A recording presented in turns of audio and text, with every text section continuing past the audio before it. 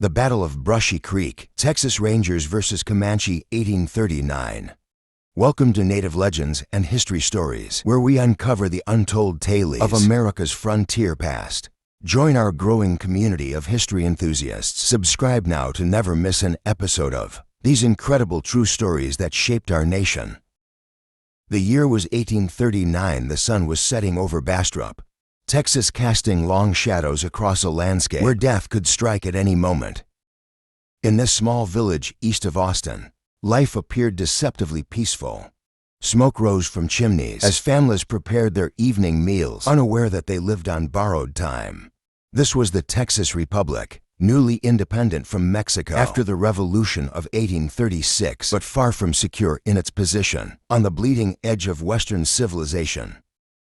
Within the town's wooden buildings and scattered homesteads lived a complex tapestry of humanity. Wealthy landowners, their fortunes built on the back of slave labor, occupied the larger houses. Their slaves, subjected to the harsh realities of chattel servitude, worked the surrounding fields and performed household duties. K'iche' natives, who had called these lands home for generations before the arrival of European settlers, moved quietly through the community.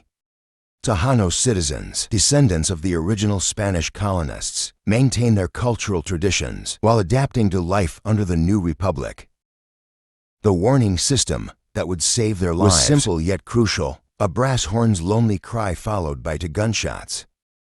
Then another horn, more shots echoing across the settlements, until a cannon's boom would shake the town itself. This was no mere precaution, it was survival for in these lands. The Comanche ruled with terrifying efficiency, their mere name enough to send shivers down the spines of even the most hardened frontiersmen. Their raids had become legendary, striking fear into the hearts of all who dared settle in what the Spanish called Comanche. The past decade had witnessed unspeakable brutality that made even the horrors east of the Mississippi pale in comparison. No one was safe, not the wealthy ranchers in their wooden mansions, not the slaves working the cotton fields, not the K'iche' natives or Tejano families who had called this land home for generations. The Comanche warriors showed no mercy, their attacks leaving trails of devastation that would haunt survivors for decades. The brutality knew no bounds. Entire families disappeared overnight, their homes reduced to smoldering ruins. Those who survived bore witness to torture killings, sexual assaults, and violence that transcended all boundaries of race, gender, social class, religious affiliation, nationality, and age.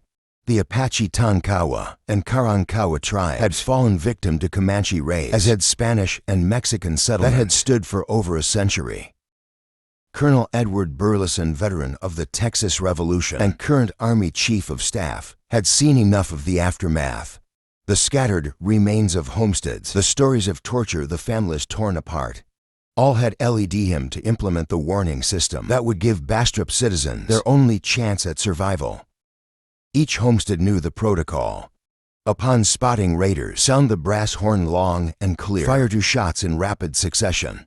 The next homestead would repeat the signal, creating a chain of warnings that would culminate in the boom of Bastrop's defensive cannon. But on this particular evening in February, as darkness crept across the Texas frontier, the threat felt distant, almost imaginary. The citizens of Bastrop went about their evening routines, the tension of frontier life momentarily forgotten. Women tended to cooking fires, children completed their evening chores, and men saw to the day's final tasks. The setting sun painted the sky in hues of purple and orange, casting long shadows across the dusty streets and wooden buildings. Yet in the gathering dusk, destiny was already in motion. None could have known that this peaceful evening would soon erupt into one of the most shocking episodes in Texas history. The peaceful evening shattered in an instant. A high-pitched bugle call pierced the air, its mournful tone carrying across the darkening landscape. 2 sharp gunshots followed, their reports echoing through the settlement. Before the echoes had faded, another bugle sounded closer to town, accompanied by 2 more shots. Then came the deep, resonant boom of Bastrop's warning cannon, its sound rolling like thunder through the streets. The dreaded signal system had been activated. The Comanche were attacking. Men rushed from their homes, grabbing weapons and ammunition as they converged on the town square. Through gasping breaths, messengers delivered the horrific news. The Coleman homestead had been hit. Elizabeth Coleman, a widow, and her 5 children were the targets of a massive raiding party combining Comanche, Kiowa, and Weko warriors. The attack had begun in the Coleman's fields, where James Coleman and family friend James Rogers had been preparing the soil for spring planting. The warriors had emerged without warning, cutting off their retreat to the cabin. Only the thick forest cover had allowed the young men to escape, but their flight meant precious minutes lost in warning the others. Back at the cabin, Elizabeth Coleman and her 4 younger children had been tending their garden, unaware of the approaching danger. The late afternoon sun caught the glint of weapons as several hundred warriors charged toward them. At full gallop, there were cries splitting the air. Elizabeth screamed for her children to run, cut through the chaos. 3 of the children sprinted for the cabin's safety, but 5-year-old Thomas, his short legs unable to carry him fast enough, remained exposed.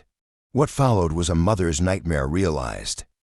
A warrior swept past at full gallop, snatching Thomas from the ground with practiced ease. Elizabeth's maternal instincts overrode all sense of self-preservation. She spun and lunged for her child, her fingers almost grazing his outstretched hand.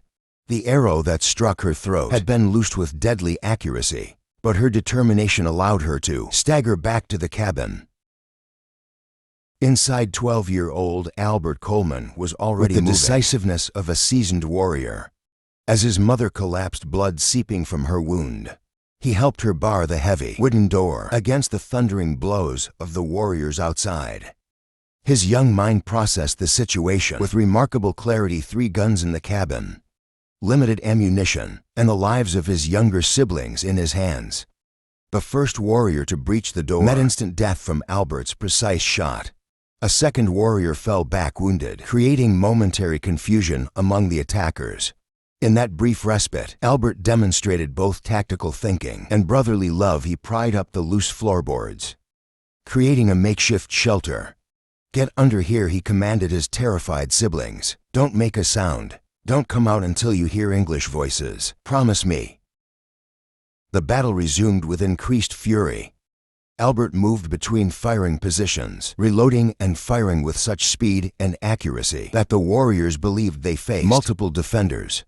His shots rang out in a steady rhythm. Aim, fire, reload, repeat. Each time the warriors attempted to rush the door, Albert's fire drove them back. The cabin's logs were scarred by arrows and bullets, but the young defender held his ground. Minutes stretched into what seemed like hours. Albert's ammunition began to run low, but his determination never wavered. He fought with the strength of a man 3 times his age, drawing upon reserves of courage that would become legendary in Texas frontier history. But even legends can fall. A warrior's bullet found its mark, striking the young hero in the chest. As his lifeblood ebbed away, Albert's thoughts remained with his hidden siblings. With his final breaths, he called out to them one last time, reinforcing his instructions to stay hidden and silent. Then he slumped beside his mother's body, having given his life to save his family. The warriors, after their costly assault on the cabin, took young Thomas and moved on to their next target, the nearby farm of Dr. Joseph Robertson. The Robertson farmstead stood empty of its owners, but the Comanche raiders found other targets. 7 slaves denied the basic right of self-defense, without access to firearms, could offer no resistance. The warriors swiftly bound their captives, adding them to their growing count of prisoners, destined for a harsh life in Comanche, Korea. As the sun climbed higher in the afternoon sky, John D. Anderson approached the Coleman homestead, the unusual silence drawing his attention. An experienced frontiersman, he noted the absence of typical farm sounds. No livestock, no voices, no movement. The scene that greeted him inside the cabin would haunt him forever. The bodies of Elizabeth and Albert Coleman, the floor scarred with bullet holes and stained with blood, telling the tale of the desperate last stand. Then came a sound that stopped his heart, a faint whimper from beneath the floorboards. Anderson discovered the 2 surviving children, still faithfully following their brother's final instructions to stay hidden until they heard English voices. Time was of the essence.